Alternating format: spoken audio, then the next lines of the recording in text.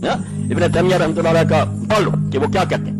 یہ ہے شیخ الاسلام کا فتاویٰ، 37 جلدوں میں شائع ہوا، یہ چوتھی جلد ہے. امام احمد بن حنبل رحمۃ اللہ علیہ سے 85 سوا ان کے بیٹے صالح نے کہا کہ آپ یزید پر لعنت کیوں نہیں کرتے؟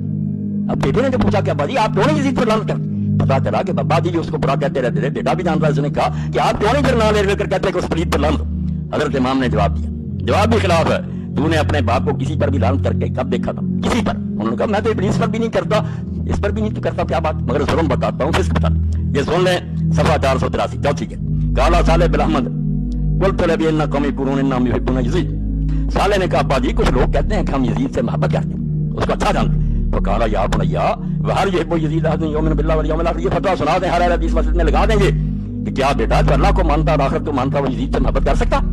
یہ پہلا حصہ چھوڑ دیا. کیا فرمایا جو اللہ کو مانتا ہے اور آخرت پر ایمان ہے وہ اس سے محبت نہیں کرتا، ایسے ظالم اور فاسق سے محبت. تو کل تو یا ابت فلماذا لا تلعن، یہ الگ مسئلہ.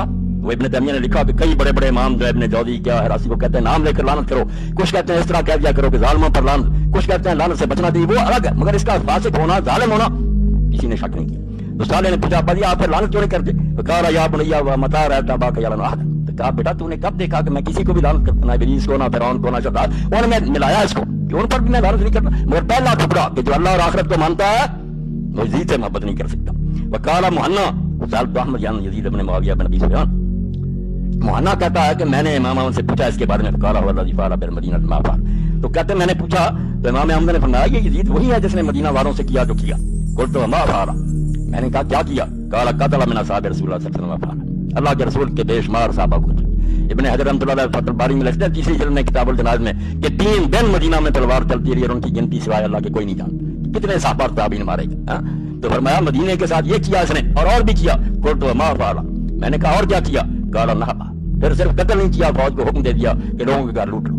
اب حضرت جابر رضی اللہ عنہ فرماتے ہیں حدیث نکال کر دیکھ لیں، رسول اللہ نے ان کی قیمت ان کو دی اور ساتھ ہی اونٹ بھی واپس کر دیا. سفر میں سودا کیا اس سے اور بعد میں قیمت بھی دے دی اور پھر اونٹ بھی اس کو واپس کر دیا. اور وہ قیمت جو تھی حضرت جابر رضی اللہ عنہ فرماتے ہیں میں نے سنبھال کر رکھی تھی، اس میں اتنی برکت تھی کہ میرا وہ ختم ہونے میں آتا ہی نہیں تھا. یہاں تک کہ شام والوں نے حرام میں جب ہمارے گھر لوٹے تو وہ بھی سرمایہ میرا لے گئے. یہ مسلم شریف میں آپ دیکھ لیں تو امام احمد فرماتے ہیں اس کے بارے میں پوچھتا کیا صحابہ رسول کو قتل کیا اور مدینہ لوٹا، قلت تو فضل کرو الحدیث.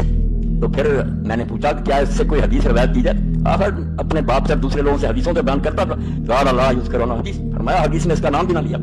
یہ سے لائق ہے کہ حدیث سے روایت کی جائے؟ تو امام کیا کہتا ومن آمن باللہ والیوم الاخر، یہ جو اللہ کو مانتا ہے اس کا ایمان قیامت پر ہے. لا یختار ان یکون مع یزید ولا مع امثال من الملوک الذین لیسوا بعادلین. یہ نہیں لکھا اس نے، اتنی کتاب لائی، یہ نہیں پتا والا. فرمایا کوئی اللہ اور قیامت کو ماننے والا یہ پسند بھی نہیں کر سکتا کہ وہ دن قیامت کے یزید اور اس جیسے بادشاہوں کے ساتھ ہو، الذین لیسوا بعادلین، جو عادل نہیں تھے، ظالم تھے.